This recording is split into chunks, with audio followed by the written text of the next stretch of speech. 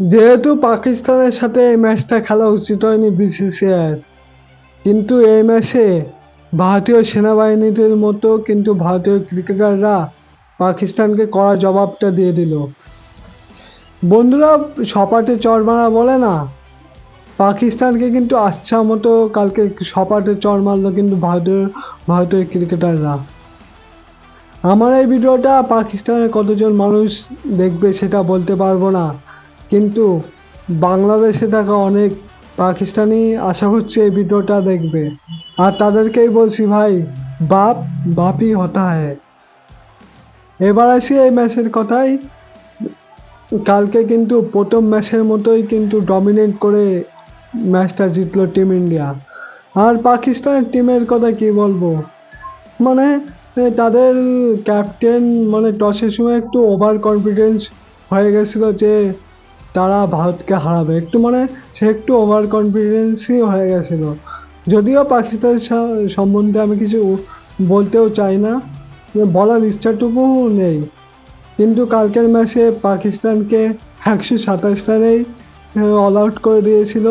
কুলদীপ যাদব প্রথম ম্যাচের মতো কিন্তু কালকের ম্যাচটা ভালো বল করেছিল, সেখানে 3 উইকেট পেয়েছে। তারপরে অক্ষর প্যাটেল 2 উইকেট, হার্দিক পান্ডিয়া 2 উইকেট এবং বরুণ চক্রবর্তী আর বুমরা 1 উইকেট করে নিয়েছিল। আর জবাবে 127 রান কিন্তু 15 ওভার 3 বলে টিম ইন্ডিয়া শেষ করে দিয়েছে।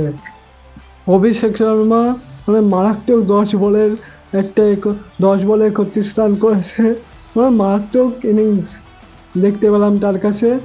শুভমান গিল 10 করেছে এবং আমাদের ক্যাপ্টেন সূর্যকুমার যাদব কালকে কালকে কিন্তু তার জন্মদিন ছিল, আর জন্মদিনের দিন কিন্তু একটা অসাধারণ ইনিংস খেলেছে 47 রানের, আউটস্ট্যান্ডিং ইনিংস বলা যায় যে।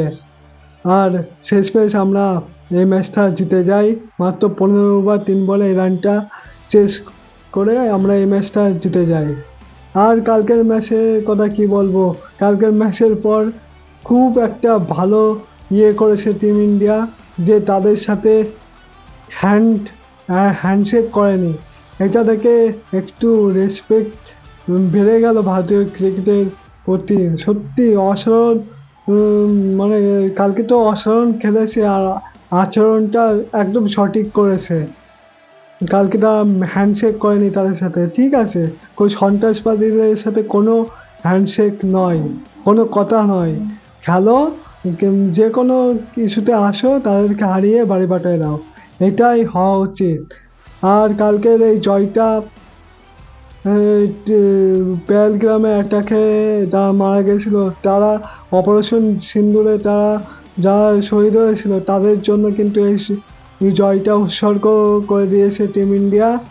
আর এই ম্যাচের আগে এই ম্যাচটা বয়কটের দাবি তুলছিল অনেকে, আমিও তুলেছিলাম, কিন্তু দেখো বিসিসিআই বয়কট করলে করতে পারতো, কিন্তু প্লেয়ারদের কিছু করা ছিল না। যদি কেউ বয়কট করতো তাহলে কিন্তু তার কেরিয়ারের উপর প্রভাবটা পড়তো।